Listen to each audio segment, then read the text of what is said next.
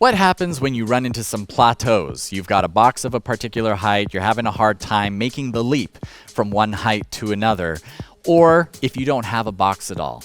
How do I incorporate the benefits of jumping? Well, we're going to take a look at a few alternative exercises that both support and complement your box jumping and jumping in general. Weighted jump with a kettlebell. Step 1. You're going to be hip width apart and find your drop and load position, which is really only a half squat, feeling that loading through your posterior chain. Step 2, we're going to have the kettlebell at the height that you can hold that drop and load position, which means you may need an elevated platform to put your kettlebell on. Step 3, you're going to take the kettlebell and lift, standing fully, extending through your knees and your hips with control to start. Then move into your drop and load. Don't smack the kettlebell on the platform and explode up. It's not so much about height, but more about the power that you're generating. If your toes are still in contact with the floor, that's totally okay. Make sure you are stable and solid as you decelerate back into your load position, ready for the next rep.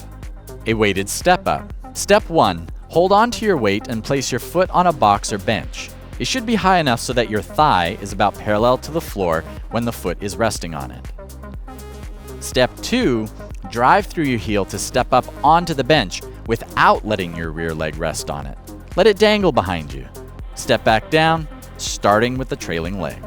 Push press. Step 1, hold a pair of kettlebells at your shoulders. Stand with feet about hip width and brace your core.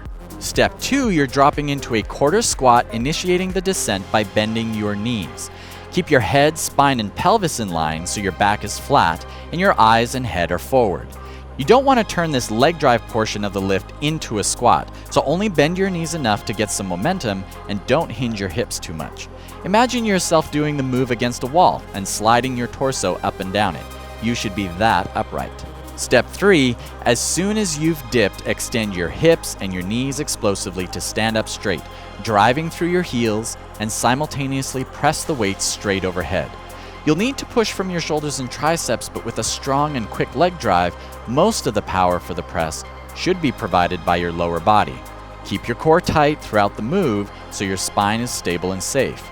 Lower the weights back to your shoulders, take a moment to reset, and then begin the next rep. If you like this video, be sure to like and subscribe. Click the link in the description box below for a complete guide to box jumps on our blog. And for more videos, click up top and check us out.